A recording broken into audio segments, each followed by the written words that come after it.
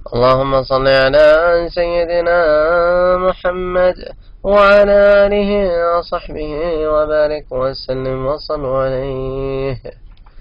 سلسلہ معراج کا جو پہلا واقعہ تھا، جو پہلا پارٹ تھا، اس میں ہم نے یہ ذکر کیا کہ اللہ کے رسول صلی اللہ علیہ وآلہ وسلم بیت المقدس سے پہلے آسمان، دوسرے، تیسرے، چوتھے، پانچویں، چھٹے اور ساتویں آسمان تک آئے، اور ہر آسمان پر آپ کی کسی نہ کسی نبی سے، رسول سے ملاقات ہوئی، اور حضرت آدم علیہ السلام سے پہلے آسمان پر ملاقات ہوئی، اس کے بعد حضرت عیسیٰ علیہ السلام اور حضرت یحییٰ علیہ السلام سے دوسرے پہ، پھر یوسف علیہ السلام سے تیسرے پہ، ادریس علیہ السلام سے چوتھے پہ، ہارون علیہ السلام سے پانچویں پہ، موسیٰ علیہ السلام سے چھٹے پہ، اور ابراہیم علیہ السلام سے ساتویں آسمان پہ ملاقات ہوئی۔ اور اس ضمن میں ہم نے اور بھی بہت ساری باتیں پڑھی کہ اللہ کے رسول صلی اللہ علیہ وآلہ وسلم نے کیا کیا دیکھا اور اللہ کی کیا کیا نشانیاں آپ کے سامنے پیش کی گئیں۔ تو اس حلقے میں ہم انشاءاللہ باقی جو ڈیٹیلز رہ گئی ہیں ان کی طرف ہم اپنی نظر کریں گے کہ اللہ تعالیٰ نے جو محمد مصطفیٰ صلی اللہ علیہ وآلہ وسلم کو اور اپنی نشانیاں دکھائیں، ان نشانیوں کو ہم انشاءاللہ ڈسکس کریں گے، اور پھر اللہ کا تحفہ اس کو بھی ہم ڈسکس کریں گے۔ اب یہاں پر ہم ایک مسئلے کو سمجھتے ہیں جو کہ ایک اعتراض بھی ہے کہ صرف یہی انبیاء کرام آسمان میں تھے تو دوسرے کیوں نہیں تھے، اور ان میں سے ہر ایک کا کسی آسمان کے ساتھ خاص ہونے کا کیا سبب ہے، اور دوسرے آسمان میں خاص طور پر دو نبی کیوں تھے؟ تو اس کے جواب میں علماء نے کہا ہے کہ آسمانوں میں صرف ان انبیاء کرام کا ہونا اور دوسروں کو نہ ہونا اس وجہ سے ہے کہ ان کو ہمارے نبی صلی اللہ علیہ وآلہ وسلم سے ملاقات کا حکم دیا گیا تھا، اس لیے ان میں سے بعض کی ملاقات پہلے مرحلے میں ہو گئی جب مسجد الاقصی میں جمع ہوئے اور وہاں پہ آپ نے نماز پڑھائی، اور بعض کی ملاقات جو ہے وہ بعد میں ہوئی اور بعد کی ملاقات نہ ہو سکی۔ اور کہا گیا ہے کہ یہ اس بات کی طرف اشارہ تھا کہ ان قریب اللہ کے رسول صلی اللہ علیہ وسلم کو اپنی قوم سے جو کچھ برداشت کرنا پڑے گا، اور ان کی مثل ہے جو ان حضرات نے اپنی قوموں سے برداشت کیا، یعنی یہ جن سے ملاقات ہوئی، انہی کی طرح کے کچھ واقعات اللہ کے رسول کے ساتھ پیش آئے تھے یا آنے والے تھے، تو اس لیے اللہ نے ان سے بھی ملاقات کرا دی تاکہ وہ ایک ریلیشن شپ پیدا ہو جائے، ایک ایمپتھی پیدا ہو جائے، آپ صلی اللہ علیہ وآلہ وسلم اس چیز کو ان انبیاء کرام سے مل سکیں۔ تو اس میں اللہ کی حکمتیں ہیں اور اللہ ہی اپنی حکمتوں کو بہتر جانتا ہے۔ بعض علماء کرام نے اس میں اور ڈیٹیل میں آنسر دیا، انہوں نے کہا دیکھیں مثال کے طور پہ حضرت آدم علیہ السلام کو جنت سے زمین کی طرف آنا پڑا، تو اللہ کے نبی صلی اللہ علیہ وسلم کو مدینہ کی طرف ہجرت کرنا پڑے، یعنی بعد کی زندگی میں، اور دونوں میں جو کامن بات ہے وہ یہ ہے کہ ان میں سے ہر ایک کو تکلیف برداشت کرنی پڑی کہ اپنا وطن چھوڑنا پڑا اور اپنی وطن سے جدائی اختیار کرنی پڑی، اور پھر آخرکار دونوں اپنے وطن کی طرف لوٹ آئے جب اللہ نے چاہا۔ کہ اللہ کے رسول صلی اللہ علیہ وآلہ وسلم جب ہجرت فرما رہے تھے تو آپ نے جب وہ سڑک دیکھی جو مکے کی طرف جا رہی تھی تو آپ رو پڑے، یعنی اس تکلیف کا احساس ہوا نا آپ کو کہ میں مکہ چھوڑ کے جا رہا ہوں۔ اسی طرح حضرت عیسیٰ علیہ السلام اور حضرت یحییٰ علیہ السلام کو یہودیوں کی دشمنی اور ان کے خلاف سرکشی کی وجہ سے، ان کے برے ارادوں کی وجہ سے ہجرت کرنا پڑی، اور آپ صلی اللہ علیہ وسلم کے ساتھ بھی اسی طرح کے برا ارادہ فرمایا کفار مکہ نے۔ اچھا، حضرت یوسف علیہ السلام کو ان کے بھائیوں نے تکلیف دی، تو ہمارے نبی کو بھی تو ان کے بھائیوں یعنی قریشیوں نے تکلیف دی، اور آپ کے مقابلے میں لڑائی کے لیے تک آئے اور آپ کو ہلاک تک کرنے کے لیے آئے۔ پھر اللہ کے نبی نے فتح مکہ کے دن اسی بات کی طرف اشارہ کرتے ہوئے فرمایا کہ میں تم سے وہی بات کرتا ہوں جو یوسف علیہ السلام نے اپنے بھائیوں سے کہی تھی کہ آج تمہارا کوئی مواخذہ نہیں، اللہ تمہیں بخش دے اور وہ سب سے زیادہ رحم فرمانے والا ہے، جاؤ تم آزاد ہو۔ تو یہ تو ایک کتاب ہے المغنی، اس میں بھی اس طرح کے کچھ حوالے پائے جاتے ہیں۔ بالکل اسی طرح حضرت ادریس علیہ السلام کے ساتھ بھی آپ کی مشابہت یہ تھی کہ دونوں کو اللہ کے ہاں بڑا بلند مقام حاصل ہوا۔ حضرت ہارون علیہ السلام کے ساتھ یہ مشابہت تھی، یہ کامنالٹی تھی کہ ان کی قوم ان کو اذیت دینے کے بعد ان کی محبت کی طرف لوٹ آئی، اور یہی اللہ کے رسول کے ساتھ بھی ہوا۔ اور حضرت موسیٰ علیہ السلام کو اپنی قوم سے تکلیف اٹھانا پڑی، اور آپ کو بھی اپنی قوم سے اذیت برداشت کرنی پڑی، پھر اللہ کے رسول صلی اللہ علیہ وسلم نے اپنے اس قول سے اس بات کی طرف اشارہ فرمایا کہ موسیٰ علیہ السلام کو اس سے بھی زیادہ اذیت پہنچائی گئی، پس انہوں نے صبر کیا۔ اور حضرت ابراہیم علیہ السلام کو بیت المعمور سے ٹیک لگائے دیکھا تو آپ مناسک حج اور بیت اللہ کی تعظیم کے ساتھ دنیا سے رخصت ہوئے، یعنی آپ نے جو اپنے وفات سے پہلے آپ کو اللہ نے جو حج کروایا، جو آپ کا پہلا حج تھا اور آخری حج تھا نبوت کا، تو آپ صلی اللہ علیہ وآلہ وسلم نے اس کامنالٹی کو بھی اللہ نے آپ کے ساتھ پیدا، تو ہر نبی کے ساتھ اللہ نے کوئی نہ کوئی کامنالٹی پیدا فرمائی آپ صلی اللہ علیہ وسلم کی زندگی میں، اس لیے ان نبیوں کو اللہ نے انتخاب فرمایا اور ان سے آپ کی ملاقات فرمائی۔ تو علماء نے یہ جوابات جمع کیے ہیں اس اعتراضات کے جواب میں جو لوگوں نے اٹھائے کہ بھئی انہی نبیوں کو کیوں چنا گیا۔ اور یہ اعتراض کے علاوہ ایک سوال بھی ذہن میں پیدا ہوتا ہے کہ 1,24,000 نبی بھیجے اور ان میں سے صرف تھوڑوں سے کوئی کیوں جمع فرمایا، اور پھر وہ جو 2 ہیں ان کو ایک ساتھ دوسرے آسمان پہ کیوں جمع فرمایا جبکہ ہر آسمان پہ صرف ایک نبی کو جمع فرمایا؟ تو اس کی وجہ بھی یہ تھی کہ دونوں نے یکساں ایک ہی طریقے کی تکلیف آلموسٹ ایک ہی زمانے میں ایک ہی قوم سے برداشت کی، اور اسی طرح کی تکلیف میرے مدنی نے بھی برداشت کی۔ لیکن اللہ کا جو قرآن کہتا ہے نا کہ تلک الرسل فضلنا بعضهم على بعض منهم من کلم اللہ ورفع بعضهم درجات، تو اس کا مطلب ہے کہ یہ رسول ہیں، ہم نے ان میں سے بعض کو بعض پر فضیلت دی ہے، ان میں سے بعض نے اللہ سے کلام فرمایا اور ان میں سے بعض کے ہم نے درجات بلند کیے، لیکن یہ اللہ نے فضیلت دی ہے۔ اللہ نے ایک کو رسول بنا دیا تو ایک کو نبی بنا دیا، اور اللہ کی مرضی جس کو چاہے جس مقام پر بٹھائے، اللہ کی مرضی جس نبی کو جو ہے وہ اولو العزم من الرسل کر دے اور جس نبی کو صرف نبی رہنے دے اور رسول بھی نہ بنائے، یہ تو اللہ کی مرضی ہے، اس میں بندے کا کوئی عمل دخل نہیں۔ لیکن ہم کسی نبی میں فرق اور امتیاز نہیں کرتے اللہ کے، جس کو سورہ بقرہ کی بھی آخری دو آیات میں ہم کہتے ہیں دعائیہ الفاظ میں بھی کہ لا نفرق بینا، تو ہم ان کے درمیان جو ہے فرق نہیں کرتے۔ اب ہم اسی سلسلے کو آگے بڑھاتے ہیں جہاں تک ہم لاسٹ ٹائم پہنچے تھے، تاکہ کچھ پوائنٹ سے میں نے سوچا میں آپ کے سامنے پیش کر دوں۔ ابن ابی حاتم نے حضرت انس سے روایت کی کہ اللہ کے رسول صلی اللہ علیہ وسلم نے فرمایا کہ حضرت ابراہیم کو دیکھنے کے بعد پھر وہ مجھے یعنی کہ حضرت جبرائیل علیہ السلام مجھے 7ویں آسمان کے اوپر لے گئے، حتیٰ کہ ایک نہر تک پہنچے جہاں یاقوت، موتیوں اور زبرجد کے خیمے تھے اور اس پر سبز پرندے تھے، اور میرے دیکھے ہوئے پرندوں میں سے یہ بہترین پرندے تھے۔ حضرت جبرائیل نے عرض کیا کہ یہ کوثر ہے جو آپ کے رب نے آپ کو عطا کی ہے، تو اس میں سونے اور چاندی کے برتن ہیں، وہ نہریں یاقوت اور زمرد کی چھوٹی چھوٹی کنکریوں پر چلتی ہیں اور اس کا پانی دودھ سے سفید ہے۔ آپ فرماتے ہیں میں نے اس کا برتن لیا اور اس پانی سے ایک چلو لے کر پیا تو وہ شہد سے زیادہ میٹھا اور کستوری سے زیادہ خوشبودار تھا۔ اللہ اکبر، میرے اللہ تیری شان ہے میرے پاک پروردگار۔ آپ یہ دیکھیں کہ اب جنت میں تو اللہ کے رسول صلی اللہ علیہ وسلم بیان کر رہے ہیں کہ وہاں سونے کے اور چاندی کے برتن ہیں، اور آپ نے کبھی دنیا میں کوئی نہر دیکھی ہے جو یاقوت کے اور زمرد کے کنکریوں پہ چلتی ہو؟ یہاں تو پتھروں پہ چلتی ہے نا نہریں، یہ تو اللہ کی شان ہے۔ اور کوئی پانی ایسا آپ نے دیکھا ہے جو شہد سے زیادہ میٹھا ہو اور اس میں سے خوشبو اٹھتی ہو؟ یہ تو اللہ کے کرم ہے۔ حضرت ابو سعید رضی اللہ تعالیٰ عنہ کی روایت ہے جسے امام بہقی نے روایت کیا ہے، اس میں ہے کہ وہاں ایک چشمہ جاری تھا جسے سلسبیل کہا جاتا ہے، اس سے 2 نہریں جاری ہیں، ایک کو کوثر اور دوسری کو نہر الرحمہ کہا جاتا ہے۔ انشاءاللہ سورہ کوثر کی تفصیل میں جب ہم انشاءاللہ وہ سورت پڑھیں گے تو پھر اس کی تفسیر میں ہم اور سورہ کوثر کی ڈیٹیل میں اور باقی چیزوں میں جائیں گے، تو ابھی ہم بالکل سمرائز کر کے ان چیزوں کی طرف ہم ایمفسس کر رہے ہیں، پھر انشاءاللہ اس پہ اور بات ہوگی۔ اس کے بعد اللہ کے رسول صلی اللہ علیہ وآلہ وسلم کہتے ہیں کہ مجھے سدرۃ المنتہا تک لے جایا گیا، تو یہ آپ کا 8واں معراج تھا،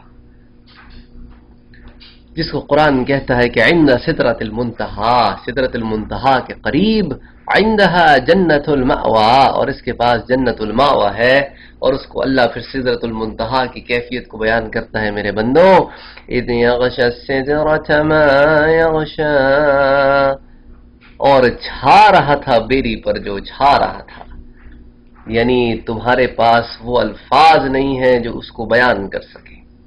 اللہ تو بیان کرنے پہ قادر ہے، ہمارے پاس الفاظ نہیں ہیں اس کے بیان کو سمجھنے کے، اور اللہ کے رسول صلی اللہ علیہ وآلہ وسلم بھی اس کیفیت کو بیان نہیں کرتے ہیں، حالانکہ آپ کے لیے تو زبان جو ہے وہ سکیڑ دی گئی ہے اور لپیٹ دی گئی ہے کہ آپ تھوڑے سے تھوڑے الفاظ میں بڑی سے بڑی بات کر دیتے تھے، لیکن وہ ایک ایسا ماحول ہے جس کو اللہ کے نبی بھی مختلف انداز سے اس کی مختلف چیزیں بیان کرتے ہیں، اس پورے ماحول کو چند جملوں میں اخذ کرنا اور جمع کرنا بڑا مشکل ہے۔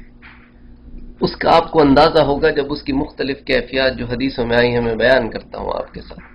اللہ کے رسول صلی اللہ علیہ وسلم فرماتے ہیں کہ سدرۃ المنتہا جو بیری کا درخت ہے، سدرہ کہتے ہیں بیری کو عربی زبان میں، تو جو بیری کا درخت ہے اس کا عالم یہ ہے کہ زمین پر وہ درخت ہے، اس کی جڑیں ہیں لیکن زمین کے اندر نہیں جاتی۔ اللہ اکبر، دیکھیں نا اللہ کی شان ہے، بغیر زمین کے اندر بھی گھسائے درخت کھڑا کر دیا اللہ نے، اور کوئی ایسا چھوٹا موٹا ہمارے بیر کے درخت جیسا تھوڑی بڑا درخت ہے وہ، اس درخت کا یہ عالم ہے کہ اس کا ایک ایک پتا ایسا ہے کہ آذان الفیل، کل آذان الفیل، یعنی جیسے کہ کوئی ہاتھی کے بڑے بڑے کان ہوں، اور اس کے اوپر جو پھل لگا ہے نا وہ ایسا ہے جیسا مقام حجر کے مٹکے، یعنی ایسے بڑے بڑے مٹکے، ایسے بڑے بڑے مٹکے، یہ اس کا پھل ہے۔ اگر آپ نے بیر کا درخت دیکھا ہو تو آپ جانتے ہیں کہ بیر کے چھوٹے چھوٹے پتے اور چھوٹا چھوٹا پھل ہوتا ہے، اور اللہ کے رسول فرماتے ہیں، اور یہ حدیث صحیح مسلم میں بھی ہے، صحیح بخاری میں بھی ہے، سنن نسائی میں بھی ہے، اور مسند احمد میں بھی ہے، کہ جس میں یہ کیفیت اس درخت کی بیان ہوئی ہے۔ آپ فرماتے ہیں کہ جب اس سدرۃ المنتہا کو ڈھانپ لیا اس چیز نے، جس نے اسے ڈھانپا، تو اس میں تبدیلی آ گئی، تو مخلوق میں سے کسی کو یہ طاقت حاصل نہیں ہے کہ وہ اس کا حسن بیان کرے۔ یعنی اللہ کے رسول کہتے ہیں جن کے لیے اللہ نے زبان لپیٹ دی ہو، وہ کہتے ہیں کہ اللہ کی کسی مخلوق میں یہ طاقت نہیں کہ وہ اس کا حسن بیان کرے، کہ وہ نور کی کیا کیفیت تھی اس کو بیان کرے۔ اب یہاں سوال یہ پیدا ہوتا ہے کہ اس کو سدرۃ المنتہا کیوں کہتے ہیں؟ یعنی منتہا کہتے ہیں انتہا کو، the end, the finish line, اور سدرۃ المنتہا کا جو مطلب ہے وہ حضرت عبداللہ ابن مسعود کی روایت ہے جسے امام مسلم نے نقل کیا ہے۔ اس میں سدرۃ المنتہا کو سدرۃ المنتہا کہنے کی وجہ یہ بیان کی گئی ہے کہ زمین سے جو کچھ جاتا ہے یہ اس کی انتہا ہے، اور جو کچھ اوپر سے اترتا ہے اس کو یہاں پہ روک لیا جاتا ہے، اور یہاں سے پھر جمع کر کے آگے فرشتوں کو پہنچایا جاتا ہے۔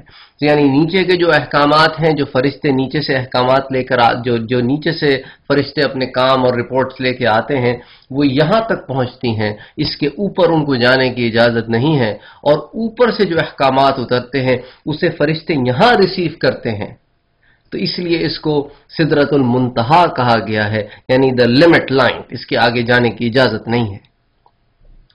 اسی لیے علماء کرام ایک ٹرمینالوجی استعمال کرتے ہیں کہ سدرۃ المنتہا سے نیچے جتنا بھی عالم ہے، دنیا ہے، آسمان ہے، کائنات کے تمام جتنی چیزیں سدرۃ المنتہا سے نیچے ہیں، اس کے لیے وہ ایک ٹرمینالوجی استعمال کرتے ہیں، اس کو کہتے ہیں عالم سفلا، یعنی نیچے کی طرف کی عالم، نیچے کی طرف کی دنیا، اور سدرۃ المنتہا سے اوپر جو عالم ہے اس کو کہتے ہیں عالم علوی، یعنی اوپر کی طرف کا عالم۔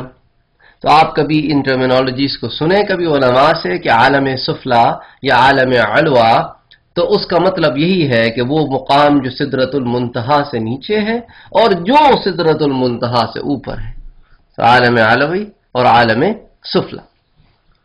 تو خیر بہرحال عالم علوی اور عالم سفلا میں نے سوچا کہ آپ کو یہ ٹرمینالوجیز بتا دوں، پھر اس کے بعد انشاءاللہ ہم آگے کی بات کرتے ہیں کہ حضرت ابو سعید اور حضرت ابن عباس رضی اللہ تعالی عنہ کی روایات ہیں کہ سدرۃ المنتہا کو فرشتوں نے گھیر رکھا ہے، اور حضرت علی المرتضی رضی اللہ تعالی عنہ کی روایت ہے کہ اس کے ہر پتے پر ایک فرشتہ ہے. اور اسی طرح حضرت ثابت رضی اللہ تعالی عنہ نے حضرت انس سے روایت کی اور اس کو امام مسلم نے روایت کیا اور اس میں فرمایا کہ جب اسے اللہ کے حکم سے ڈھانپ لیا، جس نے ڈھانپا، تو اللہ کی کوئی مخلوق اس کی کیفیت بیان کرنے کی طاقت نہیں رکھتی کہ سدرۃ المنتہا پر جو منظر ہے وہ کیا منظر ہے. اس لیے ان تمام کڑیوں کو جوڑ کر، ان تمام احادیث کو سامنے رکھ کر ہم ایک مختصر سی بات کرتے ہیں کہ سدرۃ المنتہا ایک درخت ہے. اس درخت کی مثال ایسی ہے کہ وہ زمین پر ہے لیکن اس کی جڑیں زمین پر نہیں جاتی.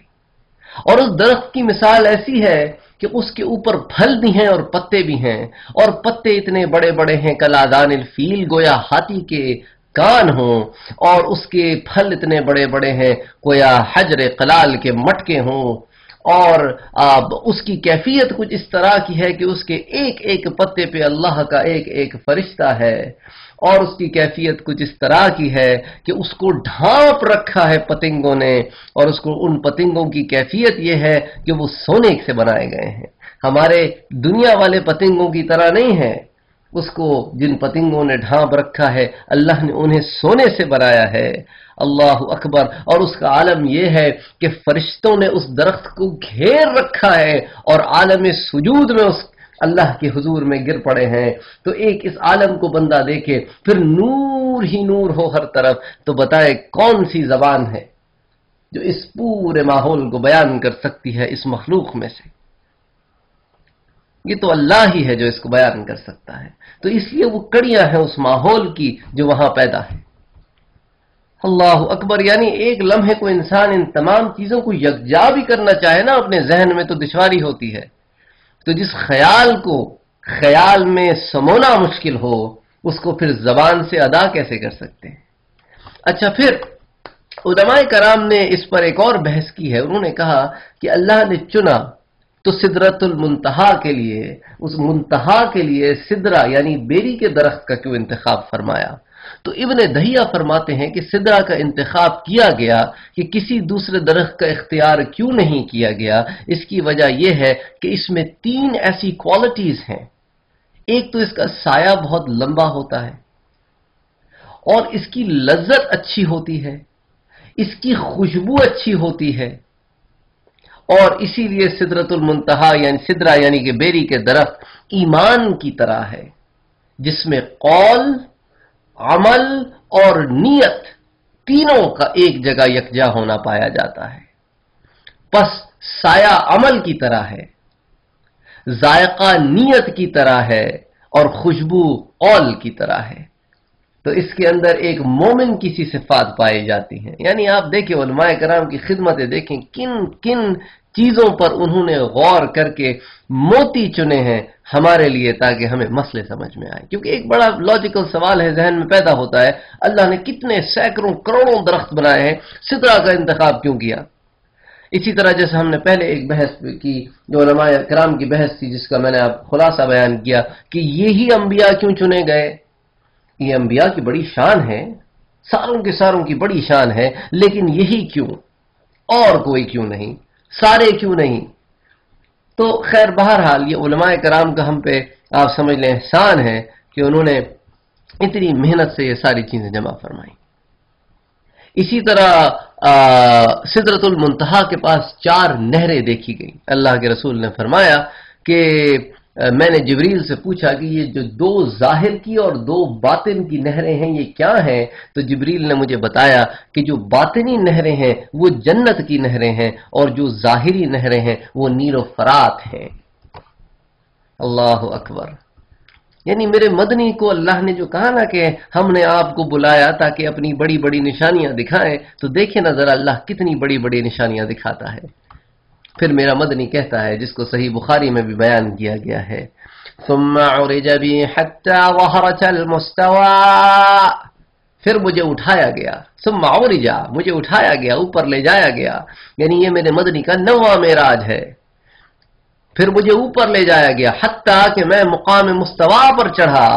اللہ اکبر. یہ مقام مستوا دیکھیں نا ذرا. یہ تو حدیث کا ایک ٹکڑا ہے نا. پھر دوسرا ٹکڑا سنیے حدیث کا. اللہ کے رسول کہتے ہیں کہ ثم عرج بی حتی ظہرت المستوا، کہ مقام مستوا پر چڑھایا اور پھر کیا ہوا؟ اسمع فیہ صریف الاقلام، اور میں نے وہاں قلموں کی چلنے کی آواز سنی. قلموں کی آواز سنی میرے مدنی نے. المستوا جو ہے وہ مقام ہے جہاں پر اللہ نے قلم رکھے ہیں، جو فیصلے اللہ کرتا ہے وہ ان کو لکھ لیتے ہیں. اللہ اکبر. یعنی اللہ جو فیصلے فرماتا ہے اس کو فرشتے لکھ لیتے ہیں. تو گویا یہ جو ہے وہ ان قلموں کے چلنے کی آواز تھی. اب سوال یہ پیدا ہوتا ہے کہ قلم جس کا ہم پہلے ذکر کر چکے ہیں سیرت النبی میں، کہ جس کو اللہ نے سورت میں بھی بیان کیا، سورت القلم میں، کہ نون والقلم وما يسطرون، وہاں پر اللہ نے قلم کی قسم کھائی. تو اس کے بارے میں تو علماء نے لکھا ہے کہ یہ تو وہی قلم ہے کہ جب اللہ نے کائنات بنانے کا فیصلہ فرمایا تو اللہ کہتا ہے کہ میں نے قلم بنایا. خلق اللہ القلم ثم خلق الدوات، پھر اللہ نے جو ہے دوات یعنی انک بنائی. اس کے بعد اللہ نے ثم خلق العقل، پھر اللہ نے عقل بنائی. پھر اللہ نے یہ حکم دیا کہ قلم سے کہ تم لکھو. تو قلم نے کہا کہ میں کیا لکھوں؟ تو اللہ نے کہا سب لکھ ڈال. تو اس نے سب لکھ دیا اللہ کے حکم سے. تو یہ جو لکھا اس قلم نے، یہ وہ تقدیر تھی جو اس نے لکھی. تو اس کے بارے میں علماء لکھتے ہیں کہ جو اس کا لکھنا تھا، یعنی جو تقدیر جو لکھی گئی تھی، وہ تو قدیم قلم تھا. اور احادیث مبارکہ سے ظاہراً بھی یہ بات ہمارے سامنے واضح ہوتی ہے کہ لوح محفوظ میں سب کچھ جو ہے وہ لکھ دیا گیا ہے. اور جو کچھ اس میں ہے، جس قلم نے لکھا وہ قلم بھی خشک ہو گیا ہے. تو یہ جو سب کچھ آسمانوں اور زمین کی تخلیق سے پہلے ہوا، یہ تحریر فرشتوں کے رجسٹروں میں اس طرح ہے جس طرح اصل سے شاخیں نکلتی ہیں. یعنی یہ تمام باتیں جو ہیں یہ لکھی جا چکی ہیں. تو اب جب یہ ساری باتیں لکھی جا چکی ہیں تو پھر یہ جو قلموں کے چلنے کی آواز تھی یہ کیا ہے؟ تو علماء لکھتے ہیں اپنی کتابوں میں کہ جو اللہ فیصلے ڈیلی بیسس پہ فرماتے ہیں ان فیصلوں کو بھی رقم کر لیا جاتا ہے. اچھا، علامہ ابن قیم کی آپ خدمت دیکھیں، انہوں نے کہا کہ قلم 12 ہیں اور ان کے درجات میں اختلاف ہے. جس قلم کی قدر و منزلت سب سے زیادہ ہے وہ قلم وہی ہے جس کی اللہ نے قسم کھائی ہے، کہ اللہ نے نون والقلم وما یسطرون میں جس کی قسم کھائی، کہ جس قلم سے تقدیر لکھی. جیسا کہ سنن ابن داؤد میں حضرت عبادہ بن صامت رضی اللہ تعالیٰ عنہ سے مروی ہے کہ وہ فرماتے ہیں کہ میں نے نبی کریم صلی اللہ علیہ وسلم سے سنا کہ آپ نے فرمایا اللہ نے سب سے پہلے قلم کو پیدا کیا اور اس سے فرمایا کہ لکھ. اس نے عرض کیا ہے میرے رب میں کیا لکھوں؟ فرمایا قیامت تک آنے والی ہر چیز کی تقدیر لکھ. یہ سب سے پہلا اور سب سے زیادہ عزت والا قلم ہے. اور متعدد مفسرین نے فرمایا کہ اللہ نے اسی قلم کی قسم کھائی ہے. اور اس حدیث کو سنن ابی داؤد میں بھی آپ پائیں گے اور سند احمد میں بھی پائیں گے اور سنن الکبریٰ میں بھی پائیں گے اور مشکات المصابیح میں بھی یہ موجود ہے، مجمع الزوائد میں بھی موجود ہے، جمع الجوامع میں بھی موجود ہے، اتحاف السادہ المتقین میں بھی موجود ہے اور امعج الکبیر میں بھی موجود ہے اور کنز الاعمال میں بھی موجود ہے. یعنی ایسی حدیث ہے جس کو کئی حدیث کی کتابوں نے لکھا ہے، مروی کیا ہے. اور آپ اگر ان میں سے کوئی بھی آپ کے پاس حدیث کی کتاب موجود ہو جن کے میں نے نام لیے ہیں تو انشاءاللہ آپ کو یہ حدیث اس میں مل جائے گی. تو یہ ابن قیم کہتے ہیں کہ قلم کی سب سے پہلی قسم یہ ہے. وہ کہتے ہیں کہ دوسرا قلم جو ہے وہ قلم وحی ہے. اور پھر وہ کہتے ہیں کہ جو تیسرا قلم ہے اللہ اور اس کے رسول کے احکام کو لکھنے والا قلم ہے. اور وہ کہتے ہیں کہ چوتھا قلم وہ ہے جو بدن کی طب کا قلم ہے، جس کے ذریعے بدنوں کی صحت محفوظ ہوتی ہے. اور پانچواں قلم بادشاہوں اور ان کے نائبین کے احکام کا قلم ہے اور اسی کے ذریعے ممالک کی سیاست قائم ہوتی ہے. یعنی وہ جو ہم رولز اینڈ ریگولیشنز لکھتے ہیں as a ruler of a nation, وہ بھی انہوں نے قلم کی ایک قسم لکھی ہے، اور چھٹا قلم حساب کا قلم ہے، جس کے ذریعے مالوں کو ضبط و تحریر میں لایا جاتا ہے کہ کہاں سے کوئی چیز آئی اور کہاں گئی، وہ ایک چیک اینڈ بیلنس جو ہوتا ہے نا، اور کس نہ کس کو دیا گیا اور کس نہ کس کو ملا اور اس نے اس کو کیسے ڈسٹریبیوٹ کیا. تو یہ جو چیک اینڈ بیلنس، یہ جو لیجر سسٹم ہے، یہ ایک قلم کی قسم ہے. پھر وہ کہتے ہیں کہ 7واں قلم وہ ہے جو حکم کا قلم ہے، یعنی جس سے حقوق قائم کیے جاتے ہیں اور فیصلے دیے جاتے ہیں. اور 8واں قلم شہادت کا قلم ہے کہ جس کے ذریعے سے حقوق کی حفاظت کی جاتی ہے، لاز بنائے جاتے ہیں لوگوں کے رائٹس کو پرزرو کرنے کے لیے. اللہ اکبر، یعنی علماء کی خدمات کا ان کا اندازہ لگانا مشکل ہے. پھر وہ کہتے ہیں کہ 9واں قلم تعبیر کا قلم ہے کہ جس سے خوابوں کی تعبیر لکھی جاتی ہے. اور 10واں قلم تاریخ کا قلم ہے جس سے تاریخی واقعات لکھے جاتے ہیں. اور 11واں قلم جو ہے وہ لٹریچر کا اور ڈکشنری کا اور زبانوں کا قلم ہے. اور 12واں قلم جامع قلم ہے جو اہل باطل اور ان کے اعتراضات کو دور کرنے کے لیے استعمال کیا جاتا ہے. یعنی علماء جو ان لوگوں کے جو دین پر اعتراض کرتے ہیں، ان کے اعتراضات کا جواب دینے کے لیے جو قلم اٹھاتے ہیں، وہ کہتے ہیں یہ 12واں قلم ہے. یعنی آپ دیکھیں انہوں نے جتنی کیٹیگرائزیشنز کی ہیں قلم کی، وہ اللہ کا دین قائم کرنے کے لیے کی ہیں، ایک انسانیت کی گڈ ول کے لیے کی ہے، ایک ایسا معاشرہ بنانے کے لیے قلم کی ڈیفینیشنز بیان کی گئی ہیں جو کہ ایک اچھا اور امن پسند معاشرہ ہوتا ہے. تو پس ان قلموں کے ساتھ ہی مصالح عالم کا نظام قائم ہے. ابن قیم لکھتے ہیں کہ انہی قلموں کی کیٹیگرائزیشن سے تمام عالم انسانی قائم ہے. اور قلم بڑی بزرگی والی چیز ہے، اسی لیے اللہ نے قلم کو پہلے پیدا کیا. اللہ کی کتب اسی سے لکھی گئیں اور اللہ نے اپنی کتاب میں بھی اس کی قسم کھائی ہے. تو ابن قیم کی کتاب ہے اقسام القرآن، جس میں انہوں نے یہ تمام باتیں لکھی ہیں، جس کا آپ کے سامنے ابھی خلاصہ میں نے پیش کیا ہے. اس کتاب میں اور ڈیٹیل میں یہ صفات پائی جاتی ہیں، تو اس کو سمرائز کر دیا کہ آپ کے سامنے پیش کیا گیا ہے. اور ایک اور کتاب ہے جس کا نام ہے زرقانی، جس میں ابن دہیہ اور ابن منیر کی جو ابحاث ہیں لوح محفوظ کے سلسلے میں اور قلم کے سلسلے میں، وہ اس میں نقل ہے. اس کا بھی ایک چھوٹا سا پورشن میں نے آپ کے سامنے سمرائز کر کے یہاں پیش کیا اسی بات چیت میں. تو آخر میں نے سوچا کہ میں آپ کو ریفرنس بھی دے دوں. اب عالم استوا کے بعد میرے مدنی کو کہاں لے جایا گیا، اس میں ایک بہت بڑا اختلاف ہے. یعنی بعض علماء کرام اس بات کے قائل ہیں، they are convinced of the fact that Prophet Muhammad sallallahu alayhi wa alihi wa sallam actually did see the Almighty Allah. اور دوسری طرف وہ لوگ ہیں جو کہتے ہیں کہ نہیں، عالم المستوا کے بعد اللہ سے آپ کا کلام تو ہوا لیکن آپ نے اپنے رب کو دیکھا نہیں.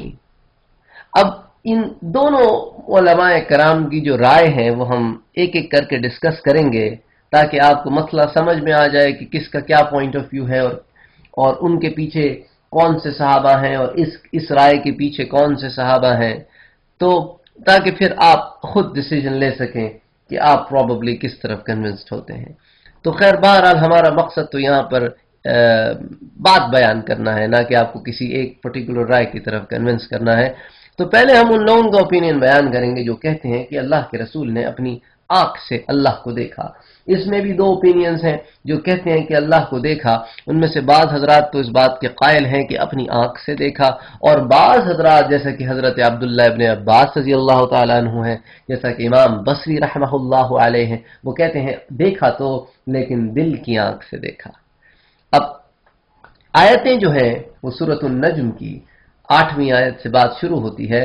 ثم دنا فتدلى فكان قاب قوسين أو أدنى فأوحى إلى عبده ما أوحى ما كذب الفؤاد ما رأى أفتمارونه على ما يرى وَلَقَدْ رَآهُ نَزْلَةً أُخْرَى عِندَ سِدْرَةِ الْمُنْتَهَى عِندَهَا جَنَّةُ الْمَأْوَى إِذْ يَغْشَى السِّدْرَةُ مَا يَغْشَى مَا زَاغَ الْبَصَرُ وَمَا طَغَى لَقَدْ رَأَى مِنْ آيَاتِ رَبِّهِ الْكُبْرَى۔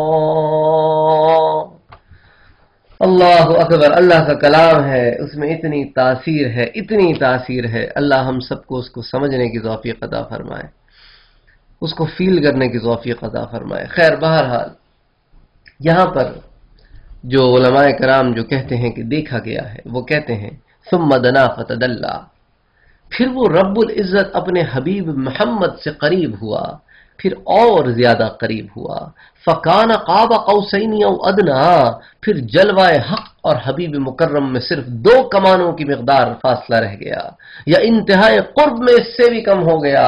فاوحا الی عبدہ ما اوحا، پس خاص مقام قرب و وصال پر اس اللہ نے اپنے عبد محبوب کی طرف وحی فرمائی جو بھی وحی فرمائی۔ ما کذب الفؤاد ما رأى، ان کے دل نے اس کے خلاف نہیں جانا جو ان کی آنکھوں نے دیکھا۔ اور اس کے بعد 12ویں آیت سے جو بات شروع ہوتی ہے، وہ کہتے ہیں افتمارونہ علی ما یری، جو اللہ کی آیت ہے اس کی وہ یوں ترجمہ کرتے ہیں کہ تم ان سے اس پر جھگڑتے ہو جو انہوں نے دیکھا۔ وَلَقَدْ رَآهُ نَزْلَةً أُخْرَى، اور بے شک انہوں نے تو اس جلوہ حق کو دوسری مرتبہ پھر دیکھا، اور تم ایک بار دیکھنے پر ہی جھگڑ رہے ہو۔ عند سدرۃ المنتہا، سدرۃ المنتہا کے قریب، عندہا جنۃ المأوى، اسی کے پاس جنت المأوى ہے۔ اذ یغشی السدرۃ ما یغشی، جب نور حق کی تجلیات سدرۃ المنتہا کو بھی ڈھانپ رہی تھیں جو کہ اس پر سایہ فگن تھیں۔ ما زاغ البصر وما طغى، تو ان کی آنکھ نہ کسی اور طرف مائل ہوئی نہ حد سے بڑی، جس چیز کو تکنا تھا اسی پر جمی رہی۔ لقد رأى من آیات ربہ الکبریٰ، بے شک انہوں نے معراج کی شب اپنے رب کی بڑی نشانیاں دیکھی۔ تو انہوں نے تمام جو ترجمہ کیا ہے وہ اس کانٹیکسٹ میں کیا ہے کہ میرا مدنی اپنے رب کو دیکھ رہا ہے۔ اور اس سلسلے میں صحیح مسلم میں حضرت ابن عباس رضی اللہ تعالیٰ عنہ سے مروی ہے کہ حضور نے اپنے دل سے اپنے رب کو 2 دفعہ دیکھا۔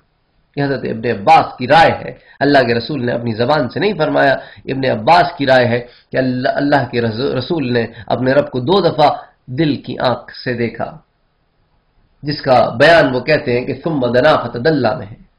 حضرت انس والی معراج کی حدیث میں بھی میں ہے، پھر اللہ رب العزت قریب ہوا اور نیچے آیا۔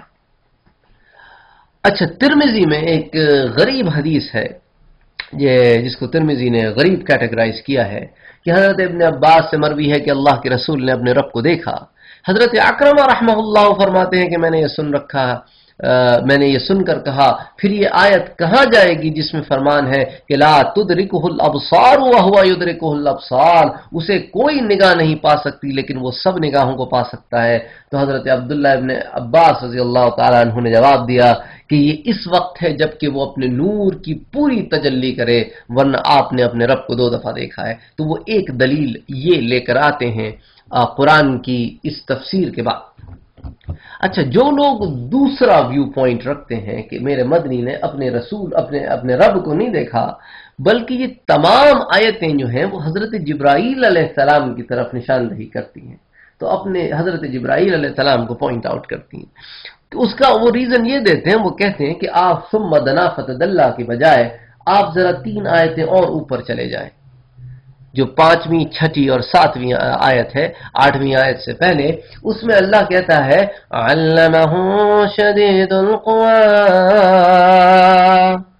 ذو مرة فاستوى وهو بالافق الاعلى۔ علمہ شدید القوى، اسے پوری طاقت والے فرشتے نے سکھایا۔ ذو مرة فاستوى، جو زور آور ہے اور سیدھا کھڑا ہو گیا۔ وَهُوَ بِالْأُفُقِ الْأَعْلَىٰ، اور وہ بلند آسمان کے کناروں پر تھا۔ تو وہ کہتے ہیں یہ تمام آیتیں جو ہیں وہ حضرت جبرائیل علیہ السلام کی طرف نشاندہی کرتی ہیں کیونکہ فرشتہ ہے. اور پھر فوراً آیت آتی ہے ثم دنا فتدلا، پھر نزدیک ہوا اور اتر آیا. فَكَانَ قَابَ قَوْسَيْنِ أَوْ أَدْنَىٰ، پھر وہ کمانوں کا فاصلہ رہ گیا بلکہ اس سے بھی کم. فَأَوْحَىٰ إِلَىٰ عَبْدِهِ مَا أَوْحَىٰ، پس اس نے خدا کے بندے کو پیغام پہنچایا جو اس کو پیغام پہنچانا تھا. ما كذب الفؤاد ما رأى، اور جو دیکھا اس میں پیغمبر کے دل نے جھوٹ نہیں کہا. افتمارونه على ما يرى، اور تم جھگڑتے ہو اس پر جو پیغمبر نے دیکھا ہے. اب دیکھیں یہاں پر کمپیریزن کریں تو ان آیتوں میں دونوں میں آپ کو موافقت نظر آئے گی کہ دونوں ایک ہی بات کر رہے ہیں کہ تم کیوں اس بات پہ جھگڑ رہے ہو جو اللہ کے نبی نے دیکھا. لیکن اس بات کے اوپر علماء میں اختلاف ہے کہ یہاں پر جو بات ہو رہی ہے وہ جبرائیل کی ہو رہی ہے کہ اللہ کی ہو رہی ہے. اچھا پھر اگلی آیت ہے جس کے سیکنڈ ویو پوائنٹ میں بیان کر رہا ہوں. وہ کہتے ہیں جو وہ علماء جو کہتے ہیں کہ نہیں دیکھا اپنی آنکھ سے. وَلَقَدْ رَآهُ نَزْلَةً أُخْرَىٰ، اسے تو ایک مرتبہ اور بھی دیکھا تھا. عند سدرة المنتهى عندها جنة المأوى، سدرۃ المنتہا کے پاس اور اسی کے پاس جنت المأوى ہے.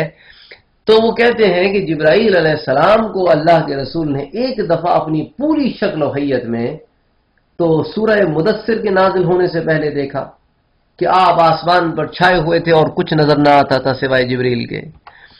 اور دوسری دفعہ جو اللہ کے رسول نے جبریل کو اپنے پورے جاہ و جلال میں دیکھا وہ سدرۃ المنتہا کے پاس تھا. تو اس پہ ایک سوال پیدا ہوتا ہے کہ جبریل تو محمد مصطفیٰ کو لے کے چلے تھے، تو سدرۃ المنتہا پہ دیکھنے کا کیا مقصد ہے؟ تو اسی لیے میں نے بیان کیا آپ سے کہ علماء کہتے ہیں کہ ابھی تک تو جبریل ایک انسانی شکل میں محمد مصطفیٰ کے پاس آئے تھے اور سارا راستہ اسی شکل میں ٹریول کرتے رہے. جب سدرۃ المنتہا کے پاس پہنچے تو اللہ نے جبرائیل کو اس کی اصل حالت میں اللہ کے رسول کو دکھایا. تو وہ کہتے ہیں کہ عند سدرۃ المنتہا، تو سدرۃ المنتہا پہ دوسری دفعہ جبرائیل کو ان کی اصلی حیت میں دیکھا. اور یہیں پر جنت الماوا بھی ہے. اور اس کے بعد اور چھا رہا تھا بیری پر جو چھا رہا تھا. ما زاغ البصر وما طغى، اور نہ ان کی نگاہ حد سے بڑی اور نہ بہکی، نہ بہکی نہ حد سے بڑی. لقد رأى من آیات ربه الكبرى، اور اس نے اپنے رب کی بڑی بڑی نشانیاں دیکھی. تو آپ ان بڑی بڑی نشانیوں کو تو اب آپ پڑھ چکے ہیں کہ ساتوں آسمانوں سے گزرے، انبیاء کرام سے ملے، ملائکہ سے ملے، جنت دیکھی، جہنم دیکھی، عذاب دیکھے. ٹھیک ہے، سدرۃ المنتہا تک آئے، سدرۃ المنتہا کا جلال دیکھا، فرشتوں کا سجدہ ریز ہونا دیکھا، فرشتوں کی عبادت کرنا دیکھی، اور ہر آسمان پر فرشتوں کی کیفیات دیکھی. تو اس تمام چیزیں جو ہیں وہ تمام چیزیں جو ہیں وہ اللہ نے اپنی نشانیاں، بڑی بڑی نشانیاں اپنے پیارے نبی کو دکھائیں. تو وہ اس بات کو کہتے ہیں کہ یہ سارا جو ہے سارا نقشہ وہ حضرت جبرائیل علیہ السلام کا کھینچا گیا ہے کیونکہ اللہ کے رسول صلی اللہ علیہ وسلم نے اپنے رب کو نہیں دیکھا. اور اس کے سلسلے میں یہ علماء بھی کچھ احادیث پیش کرتے ہیں. اور حضرت عبداللہ ابن عباس کی جو روایت ہے کہ اللہ کے رسول نے جبریل کو دیکھا اور ان کے 600 پر تھے. اور صحیح مسلم میں حضرت ابو ذر سے روایت ہے کہ میں نے رسول اللہ سے پوچھا کہ کیا آپ نے اپنے رب کو دیکھا ہے؟ تو آپ نے فرمایا وہ سراسر نور ہے، میں اسے کیسے دیکھ سکتا ہوں؟ یعنی یہاں اللہ کے رسول صلی اللہ علیہ وسلم کی ڈائریکٹ یہاں پہ کانورسیشن ریکارڈڈ ہے. وہ کہتے ہیں پچھلی تو حضرت عبداللہ ابن عباس کی کا پرابلی اپنا تجزیہ ہے، انالیسس ہے کہ اللہ کے رسول نے اپنے دل کی آنکھ سے رب کو دیکھا. لیکن یہاں تو اللہ کے رسول خود کہہ رہے ہیں کہ میں نے اپنے رب کو نہیں دیکھا، گویا کوئی نور کو دیکھ سکتا ہے۔ جیسا کہ موسیٰ علیہ السلام نے اپنے رب سے درخواست کیا کہ میں میرے پاک پروردگار میں آپ کو دیکھنا چاہتا ہوں، تو اللہ نے کہا کہ موسیٰ لن ترانی، آپ مجھے نہیں دیکھ سکتے، لیکن اگر آپ اصرار کر رہے ہیں تو ایسا کیجئے، یہ پہاڑ کی طرف دیکھیے، اگر یہ پہاڑ جمع رہے اپنی جگہ، جب ہم اپنی تجلی اس پہ ڈالیں گے تو پھر آپ ہمیں دیکھ سکتے ہیں، ورنہ آپ نہیں دیکھ سکتے۔ اور جب تجلی ظاہر ہوئی اللہ کی تو پہاڑ جو ہے وہ جل گیا اور موسیٰ علیہ السلام جو ہے وہ بے ہوش ہو کے گر گئے۔ تو خیر ایک اور حدیث ترمذی شریف میں آتی ہے کہ حضرت مسروق رحمہ اللہ علیہ حضرت عائشہ کے پاس گئے اور پوچھا کیا رسول اللہ نے اپنے رب کو دیکھا ہے؟ تو بی بی نے فرمایا کہ تو نے ایک ایسی بات کر دی ہے کہ جس سے میرے رونگٹے کھڑے ہو گئے ہیں، میری سکن کے بال کھڑے ہو گئے ہیں۔ میں نے کہا مائی صاحبہ، قرآن کریم فرماتا ہے کہ آپ نے اپنے رب کی بڑی بڑی نشانیاں دیکھی۔ آپ نے فرمایا مسروق کہاں جا رہے ہو؟ یعنی کیا سوچ رہے ہو تمہارا ذہن کہیں اور نکل گیا ہے۔ سنو، اس سے مراد حضرت جبریل کا دیکھنا ہے جو تم سے کہے کہ محمد مصطفیٰ صلی اللہ علیہ وآلہ وسلم نے اپنے رب کو دیکھا، یا حضور نے خدا کے کسی فرمان کو چھپا لیا، یا آپ ان 5 باتوں میں سے کوئی بات جانتے تھے، یعنی قیامت کب قائم ہوگی، بارش کب اور کتنی برسے گی، ماں کے پیٹ میں نر ہے یا مادہ، کون کل کیا کرے گا، کون کہاں مرے گا۔ اس نے بڑی جھوٹ بات کہی اور خدا پر بہتان باندھا۔ بات یہ ہے کہ آپ صلی اللہ علیہ وسلم نے جبریل کو دیکھا تھا، 2 مرتبہ خدا کے اس امین کو آپ نے اس کی اصلی صورت میں دیکھا ہے، ایک تو سدرۃ المنتہا کے پاس اور ایک مرتبہ جیاد میں۔ ان کے 600 پر تھے اور آسمان کے کل کنارے انہوں نے بھر رکھے تھے۔ یعنی یہ جیاد کا جو محلہ ہے، یہ مکے کے باہر ایک محلہ ہوا کرتا تھا جیاد کا، جہاں پہ اللہ کے رسول صلی اللہ علیہ وسلم نے جبریل کو دیکھا، اور پھر آپ پر وہ کیفیت طاری ہوئی کہ آپ گھر آئے اور آپ نے کہا کہ زمرونی، کہ مجھے کچھ اڑھا دو، اور جب اڑھا دیا گیا تو اس وقت پھر اللہ کا فرشتہ قرآن لے کر نازل ہوا، یا ایھا المنثر قم فانذر وربک فکبر وثیابک فطہر والرجز فاہجر۔ اٹھیے اوڑھ لپٹ کے لیٹنے والے، اللہ کا حکم آ گیا، اٹھیں اور اب خلقت کو ڈرائیں، اللہ کی طرف بلائیں، اٹھیں۔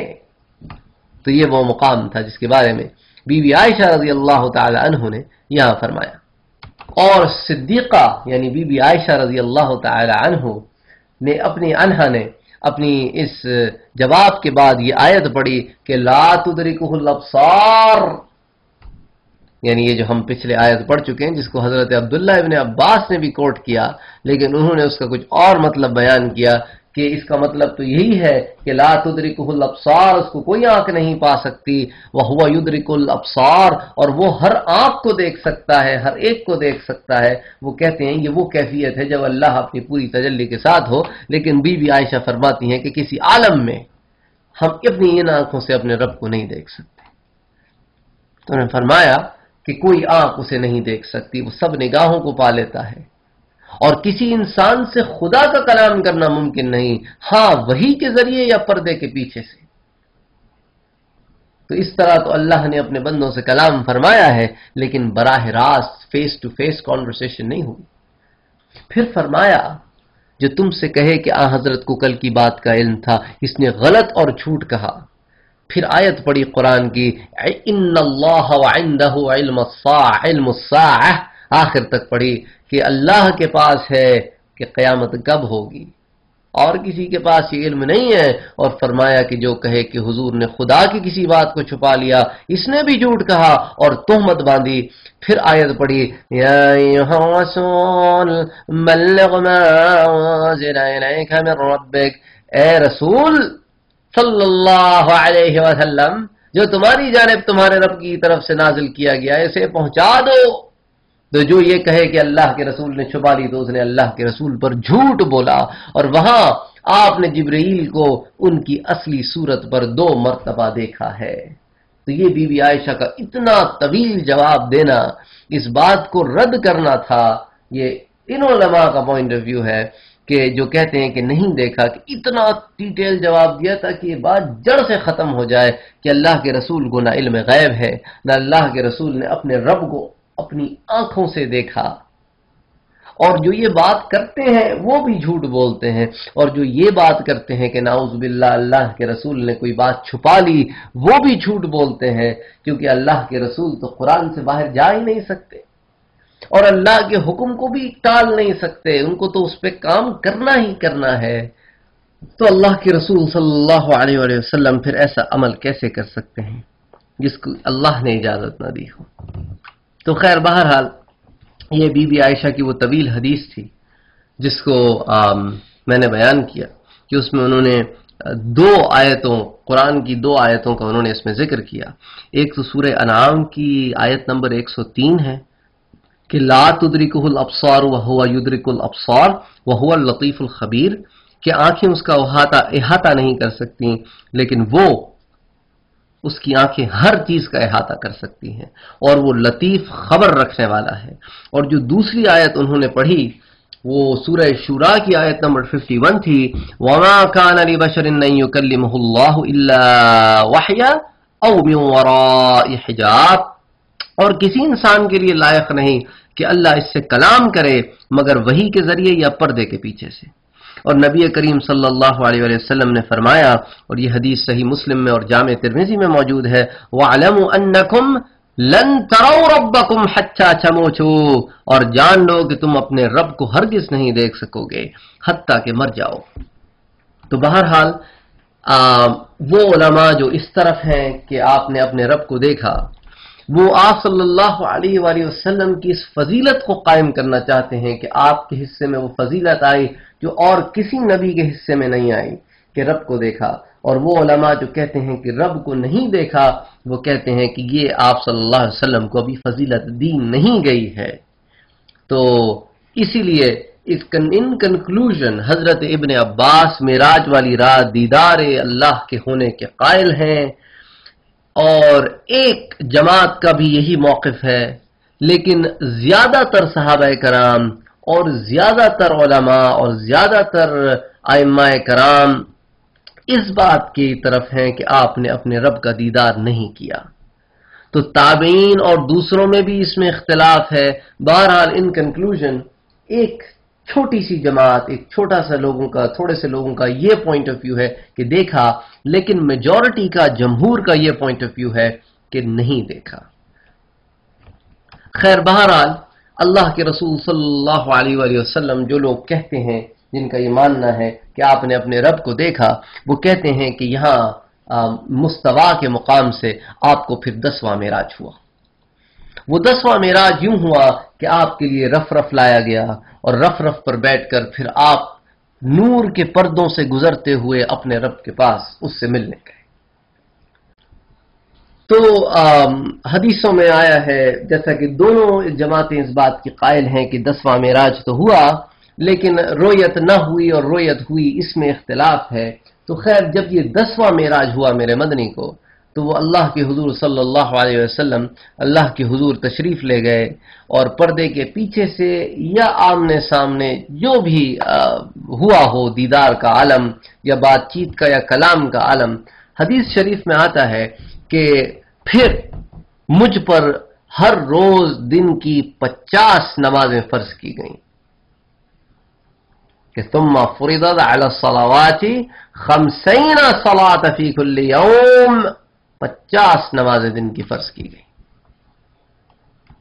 تو اس کے بعد اللہ کے رسول صلی اللہ علیہ وآلہ وسلم، صحیح مسلم میں ہے، حضرت ثابت نے حضرت انس سے روایت کیا کہ نبی اکرم صلی اللہ علیہ وسلم نے فرمایا کہ پس میں اترا، اور حضرت موسیٰ علیہ السلام کی طرف جب اترا تو انہوں نے مجھ سے پوچھا کہ آپ کے رب نے آپ کی امت پر کیا فرض کیا؟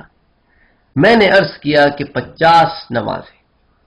تو انہوں نے کہا کہ آپ اپنے رب کی طرف لوٹ جائیے اور اپنے رب سے پوچھئے، اپنے رب سے سوال کیجئے کہ میری امت اتنی طاقت نہیں رکھتی، اس کو کم کر دیجئے۔ یعنی جو حدیث کے الفاظ ہیں وہ حضرت موسیٰ علیہ السلام نے کہا فَارْجِعْ إِلَىٰ رَبِّكَ فَاسْأَلْهُ التَّخْفِيفَ، اپنے رب کی طرف لوٹ جائیے اور ان سے سوال کیجئے کہ اس میں کمی کر دیں۔ اور جو بخاری شریف کے الفاظ ہیں کہ حضرت موسیٰ علیہ السلام نے فرمایا ان امتك لا تستطيع 50 صلاة كل يوم، آپ کی امت اتنی استطاعت نہیں رکھتی میرا مدنی کہ وہ 50 نمازیں دن کی پڑھیں. اور کیوں؟ وَإِنِّي وَاللَّهِ قَدْ جَرَّيْتُ النَّاسَ قَبْلَكَ وَعَالَجْتُ بَنِي إِسْرَائِيلَ أَشَدَّ الْمَعَالِجَةِ فَارْجِعْ إِلَى رَبِّكَ فَاسْأَلْهُ التَّخْفِيفَ کہ میرا مدنی میں پہلے بنی اسرائیل کو بھگت چکا ہوں. اللہ نے تو ان پہ 50 نمازیں فرض نہیں کی تھیں، وہ تو جتنی نمازیں ان پر فرض کی گئی تھیں وہ تو بہت تھوڑی تھیں، وہ ان کو بھی نہیں پڑھتے تھے. آپ کی امت تو بعد میں آئی ہے، وہ 50 نمازیں کہاں پڑھے گی؟ تو اس سے کچھ لوگوں کو یہ مغالطہ ہوتا ہے کہ دیکھیں اللہ کے جو نبی ہوتے ہیں ان کو علم غیب ہوتا ہے. دیکھو موسیٰ علیہ السلام نے کیسے بتا دیا کہ 50 نمازیں نہیں پڑھ سکتے. تو اس کا مطلب ہے کہ علماء جو انبیاء ہوتے ہیں ان کو علم غیب ہوتا ہے. حالانکہ موسیٰ علیہ السلام نے بڑے پیارے الفاظ میں بتا دیا ہے میرا مدنی میں بنی اسرائیل کو بھگت چکا ہوں، مجھے پتا ہے وہ تو 3 نمازیں نہیں پڑھتے تھے. آپ کی امت 50 کہاں سے پڑھے گی؟ آپ کی امت نے تو وی بھی کھیلنا ہوگا، آپ کی امت نے تو ایکس باکس 360 بھی کھیلنا ہوگا، کنیکٹ کے ساتھ وہ بھی. آپ کی امت نے تو بڑے بڑے کام کرنے ہوں گے، پتے شتے کھیلنے ہوں گے، کیرم بورڈ کھیلنا ہوگا، سپورٹس کھیلنے ہوں گے، موویاں دیکھنی ہوں گی، سارے کام کرنے ہوں گے. اللہ کی عبادت کا تھوڑی ٹائم ہوگا ان کے پاس. 50 نمازیں کہاں پڑھیں گے؟ یعنی ایمان سے بتائیں کہ ہمارے پاس ہر چیز کرنے کا وقت ہوتا ہے لیکن اللہ کی عبادت کرنے کا ٹائم نہیں ہوتا، وہ ہم جلدی جلدی کرتے ہیں. اللہ ہمارے حال پہ رحم کرے. تو یہ موسیٰ علیہ السلام کی دور اندیشی تھی کہ انہوں نے ایک ایکسپیرینس سے دوسری بات کی، یہ علم غیب نہیں ہوتا.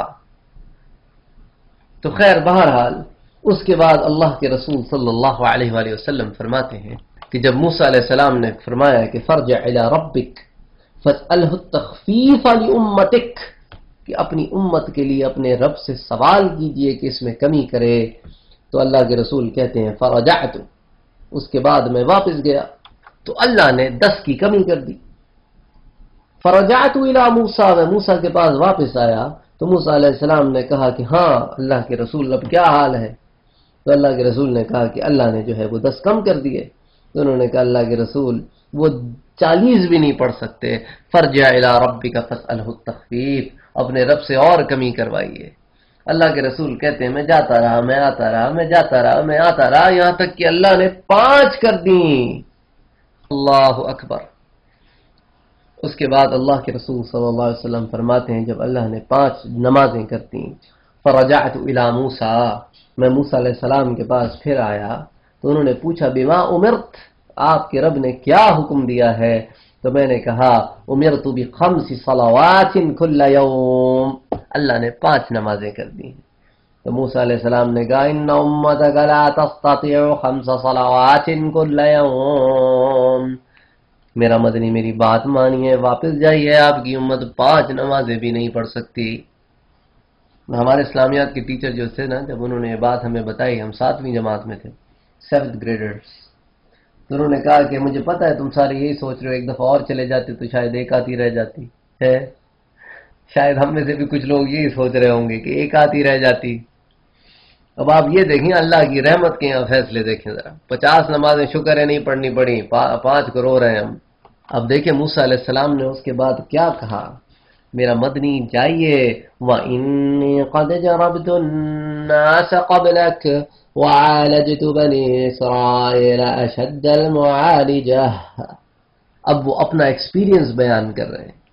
وہ اللہ کے رسول صلی اللہ علیہ وآلہ وسلم سے کہتے ہیں میرا سابقہ آپ سے پہلے لوگوں سے پڑھ چکا ہے اور مجھے بنی اسرائیل کا بڑا تلخ تجربہ ہے. فرجع الی ربک فاسألہ التخفیف لامتک، اپنے رب کی طرف واپس جائیے. فاسألہ التخفیف لامتک، اور اپنی امت کے لیے اپنے رب سے کہیے کہ تھوڑی سی اور کمی کر دے. اللہ کے رسول فرماتے ہیں قال، اللہ کے رسول نے کہا میں نے کہا سألت ربي حتى استحييت ولكن أرضى وأسلم. اللہ کے رسول نے فرمایا میں نے رب العزت سے بہت سوال کر لیے، اب مجھے سوال کرنے سے شرم آتی ہے، اب میں اس پر راضی اور خوش ہوں. اللہ اکبر، اللہ اکبر، اللہ اکبر، لا الہ الا اللہ، اللہ اکبر. پھر اللہ کے رسول فرماتے ہیں جب میں وہاں سے گزرنے لگا فلما حاوست نادیا منادن، تو ایک ندا آئی، ایک آواز آئی، امضیت فریضتی وخففت عن عبادی، میں نے اپنا فریضہ نافذ کر دیا اور اپنے بندوں پر کمی فرما دی، یعنی 50 کی 5 کر دی. اور ایک اور حدیث شریف میں کچھ اس طرح کے الفاظ آتے ہیں جو صحیح مسلم میں ہیں کہ اللہ نے فرمایا اے محمد صلی اللہ علیہ وآلہ وسلم کہ دن اور رات میں 5 نمازیں فرض ہیں. جب اللہ کے رسول نے کہا نا کہ میں اس بات پر خوش ہوں کہ اب میں اور نہیں جاؤں گا، تو اللہ نے فرمایا کہ یہ دن اور رات میں 5 نمازیں فرض ہیں اور ہر نماز کا ثواب 10 ٹائمز ہوگا، یعنی 10 کے برابر ہوگا. اور اس طرح یہ نمازیں تو 50 ہی رہیں گی لیکن ان کو پڑھنی 5 پڑیں گی. یعنی کتنا اللہ کا کرم ہے. فجر کی نماز پڑھو 1، 10 کا ثواب ملے، ظہر کی پڑھو 10 کا ثواب ملے، عصر مغرب عشاء کرتے کرتے کرتے، یعنی 1 پڑھو 10 لو. یعنی ایسا منافع کہیں اور دیکھا ہے کہ کوئی آپ کو 10 ٹائمز کر کے دے؟ یہ تو صرف میرے اللہ کا کرم ہے. اسی طرح تشہد جو ہم پڑھتے ہیں جب ہم بیٹھتے ہیں نماز میں، تو اس کے بارے میں بھی ایک روایت آتی ہے کہ یہ ایک وہ کانورسیشن ہے جو اللہ اور اس کے حبیب کے درمیان ہوئی کہ اللہ کے رسول نے فرمایا التحیات للہ والصلوات والطیبات، تو اللہ نے فرمایا السلام علیک ایہا النبی ورحمت اللہ وبرکاتہ. تو نبی نے رب پر تحیات پڑھے تو رب نے جواب میں سلام کہا کہ السلام علیک ایہا النبی ورحمت اللہ وبرکاتہ. اور پھر ہم مومنین، ہم مسلمین پڑھتے ہیں السلام علینا وعلی عباد اللہ الصالحین، اور سلام ہو ہم پر اور ان پر جو اللہ کے صالح بندے ہیں. تو یہ تحیات بھی ایک روایت کے مطابق معراج کا تحفہ ہے. اور کچھ لوگوں کو اس سے مغالطہ بھی ہو جاتا ہے، وہ اللہ کے رسول کو حاضر و ناظر کی طرف بھی اس کی وہ کرتے ہیں، جو کہ غلط بات ہے، کیونکہ حاضر اور ناظر تو صرف اللہ کی ذات ہے. تو خیر بہرحال اب ہم اس بحث میں نہیں پڑیں گے ورنہ ہم سیرت کے موضوع سے بہت دوسری طرف نکل جائیں گے. تو یہ وہ معاملات تھے جو عرش پر پیش آئے اور میرے مدنی کو تحفہ ملا، اور میرے مدنی جو ہے وہ اب آسمانوں سے نیچے کی طرف آ رہے ہیں کہ زمین کی طرف آ کر اب انسانیت کو بتانا بھی تو ہے نا کہ رب کے دیدار، رب سے ملاقات میں کیا کیا ملا، اور جو آسمان میں دیکھا وہ اللہ کے کیا کیا معجزے دیکھے. انشاءاللہ جو ہم معراج کا پارٹ 3 کریں گے انشاءاللہ، اس کے بعد یہ پارٹ 2 تھا، اس کے بعد جو انشاءاللہ ہم پارٹ 3 کریں گے اس میں ہم اور جو نشانیاں پیش آئیں ان کو ذکر کریں گے، اور واپس آ کر جو کفار مکہ کو بھگتنا پڑا اور جو معاملات پیش آئے اور وہاں پر اللہ نے جو اپنے نبی پر کرم کیا ان تمام باتوں کو ذکر کریں گے. اللہم صلی علی سیدنا محمد